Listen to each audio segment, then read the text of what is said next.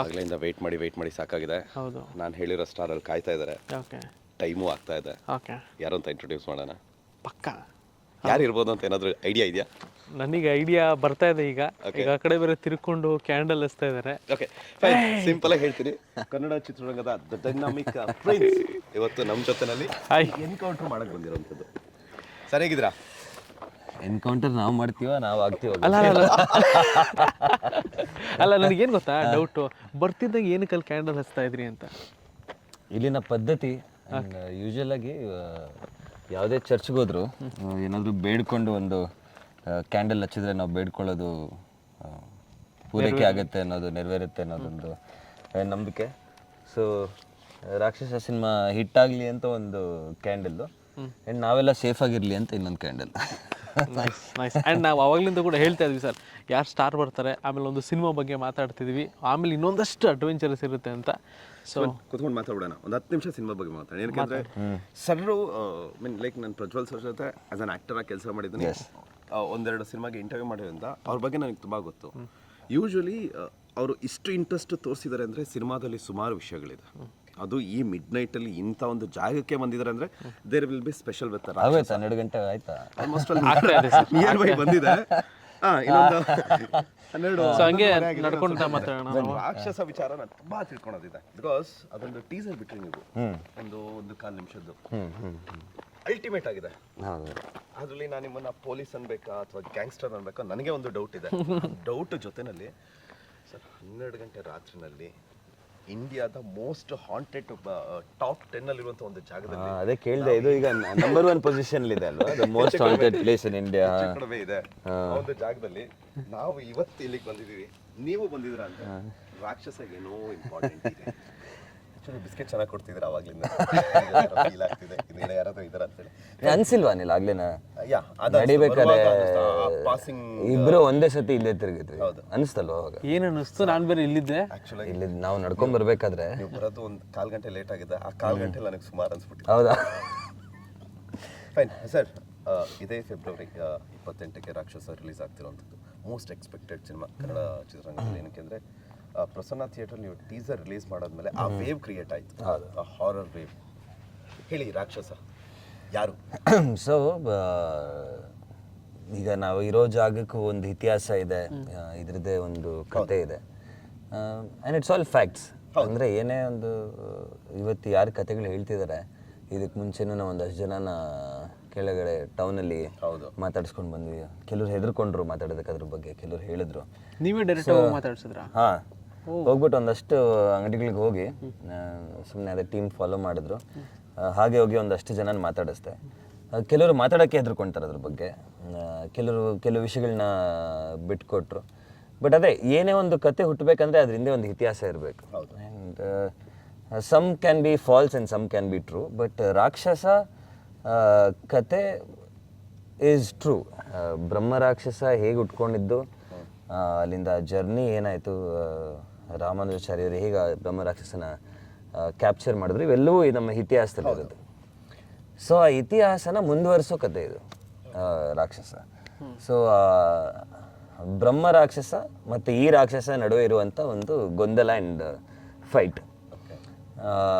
So ಅದೇ ರಾಕ್ಷಸ. It's 1-on-1 ನನಗೆ ಬ್ರಹ್ಮ ರಾಕ್ಷಸನಿಗೆ. ಆ್ಯಂಡ್ ಆ ಇತಿಹಾಸದಿಂದ ಏನಾಗುತ್ತೆ ಆ್ಯಂಡ್ ಅದನ್ನು ಹೇಗೆ ಬಂಧಿಸಿರ್ತಾರೆ, ಅದು ಹೇಗೆ ಆಚೆ ಬರುತ್ತೆ, ಮತ್ತು ಹೀರೋ ಅದನ್ನು ಹೇಗೆ ಬಂಧಿಸ್ತಾನೆ ಅನ್ನೋದು ಕತೆ. ಹಾಂ ಹಾಂ. ಓಕೆ. ಆಮೇಲೆ ಸಾಕಷ್ಟು ಸಿನಿಮಾಗಳನ್ನ ನಾವು ನೋಡಿದ್ದೀವಿ. ಸೊ ಫಸ್ಟ್ ಟೈಮ್ ಒಂದು ಹಾರರ್ ಸಿನಿಮಾ ಮಾಡ್ತಾ ಇದ್ದೀರಾ. ಫಸ್ಟ್ ಟೈಮ್ ಹಾರರ್ ಸಿನಿಮಾ ಮಾಡಿದಾಗ ಏನಾದರೂ ಒಂದು ಇರುತ್ತೆ, ಒಂದು ಎಕ್ಸೈಟ್ಮೆಂಟ್ ಇರುತ್ತೆ, ಹಿಂಗೆ ಏನು ಸೊ ಶೂಟಿಂಗ್ ಸೆಟ್ಟಲ್ಲೆಲ್ಲ ಹಿಂಗಿರುತ್ತೆ ಅನ್ನೋದು. ಸೊ ಫಸ್ಟ್ ಟೈಮ್ ಮಾಡಬೇಕು ಅಂತ ಅನ್ನಿಸ್ದಾಗ ಮನೆಯವ್ರನ್ನ ಏನಾದರೂ ಕೇಳಿದ್ರೆ ಇಲ್ಲ ಬರ್ತಿದ್ದಾಗ ಇಮಿಡಿಯೇಟಾಗಿ ಒಪ್ಕೊಟ್ರ? ಇಲ್ಲ, ನನಗೆ ಲೋಹಿತ್ ಮೇಲೆ ಕಾನ್ಫಿಡೆನ್ಸ್, ಓವರ್ ಕಾನ್ಫಿಡೆನ್ಸ್ ಸಿನಿಮಾನೇ ಮಾಡ್ಕೊಂಡು ಬಂದಿದ್ದಾರೆ ಅಂತಾನೆ. ಲೋಹಿತ್ ಮೇಲೆ ಸ್ವಲ್ಪ ಓವರ್ ಕಾನ್ಫಿಡೆನ್ಸ್ ಜಾಸ್ತಿ ನನಗೆ. ನಾವು ಮಾಫಿಯಾ ಮಾಡ್ತಾ ಮಾಡ್ತಾ ಲೋಹಿತ್ ನನಗೆ ಕತೆ ಹೇಳಿದ್ರೆ it seemed very interesting. Speciality ಏನಂದರೆ ಲೋಹಿತ್ ಹೇಳಿದ ಪ್ರಕಾರ ಯಾವುದೇ ಭಾಷೆಯಲ್ಲಾಗಲಿ ಐ ಮೀನ್ ಯಾವುದೇ ಸಿನಿಮಾಗಳು ಒಂದು ಹಾರರ್ ಟೈಮ್ ಲೂಪ್ ಇದುವರೆಗೂ ಬಂದಿಲ್ಲ. ಸೊ ಜಗತ್ತಲ್ಲೇ ಇದು ಮೊದಲನೇ ಹಾರರ್ ಟೈಮ್ ಲೂಪ್ ಆಗುತ್ತೆ ನಮ್ದು. So that was very interesting.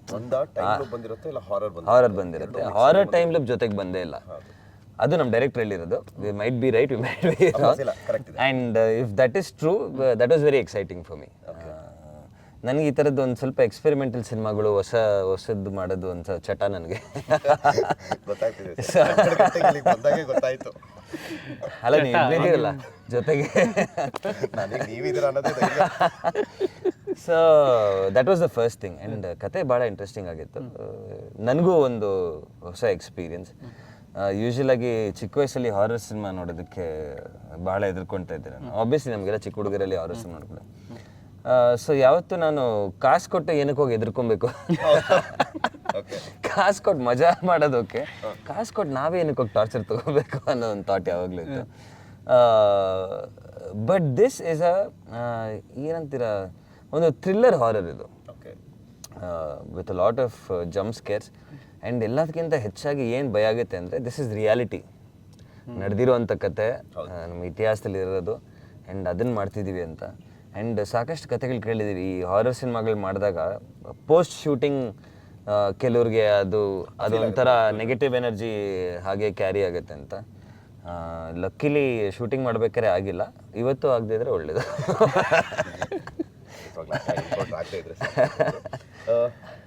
Sir, ನಿಮ್ಮ ಕರಿಯರ್ನಲ್ಲಿ ಇಲ್ಲಿವರೆಗೂ ಮಾಡಿರುವಂಥ ಎಲ್ಲ ಸಿನಿಮಾಗಳನ್ನ ಕೌಂಟ್ ಮಾಡಿದಾಗ ರಾಕ್ಷಸ ನಿಮ್ಮ ಕರಿಯರ್ನಲ್ಲಿ ಎಷ್ಟು ಸ್ಪೆಷಲ್ ಅನ್ಸುತ್ತೆ?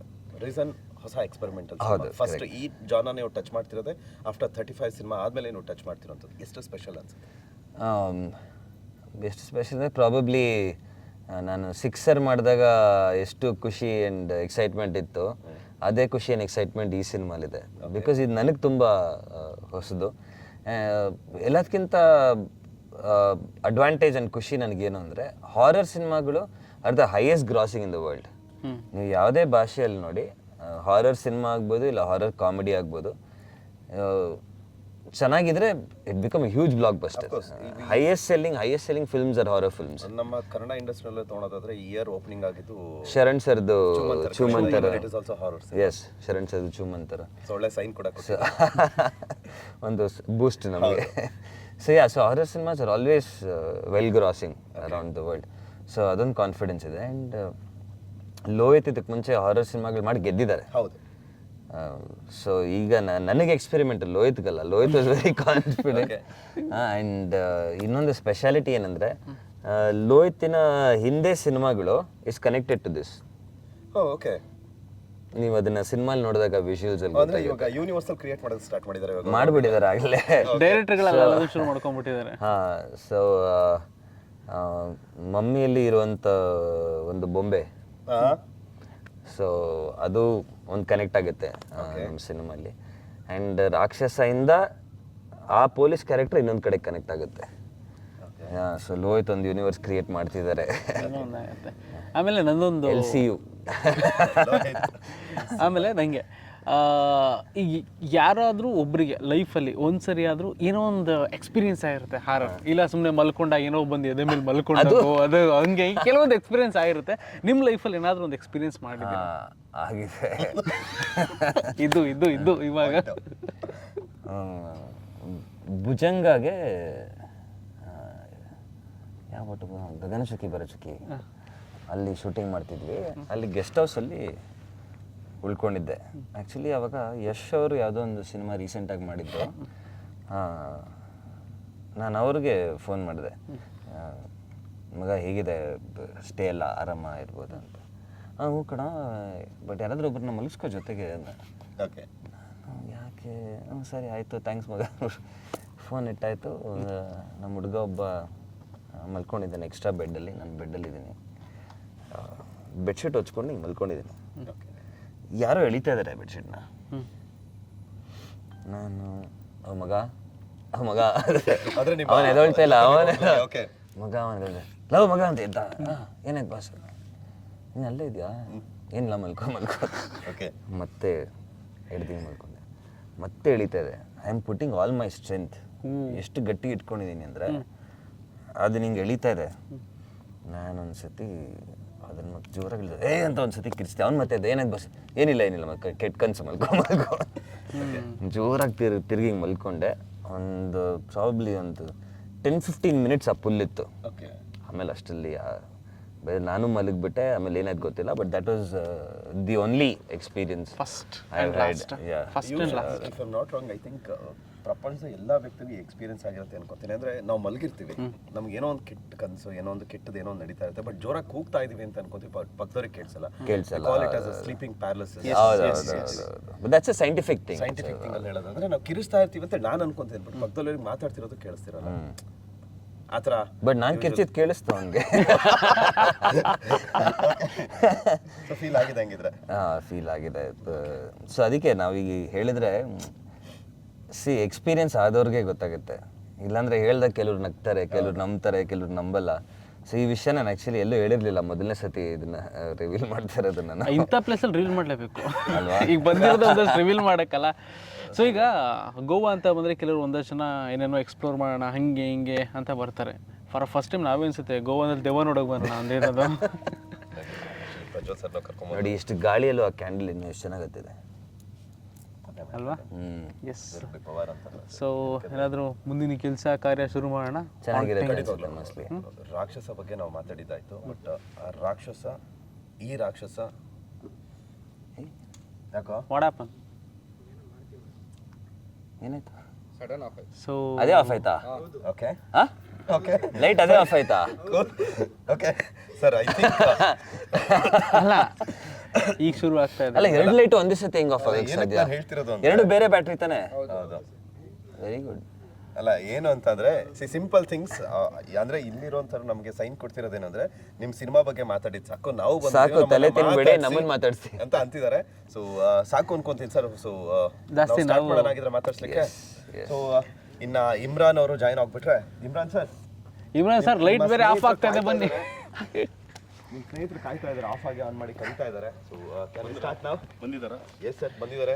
ಸಡನ್ ಆಗಿ ಆಫ್. ಸರ್ ನೀವು ನೋಡಿದ್ರೆ ಇಲ್ವೋ ಗೊತ್ತಿಲ್ಲ, ಮಾತಾಡ್ತಾ ಇದ್ವಿ ಒಂದೇ ಸರಿ ಎರಡು ಲೈಟ್ ಆಫ್ ಆಯ್ತು.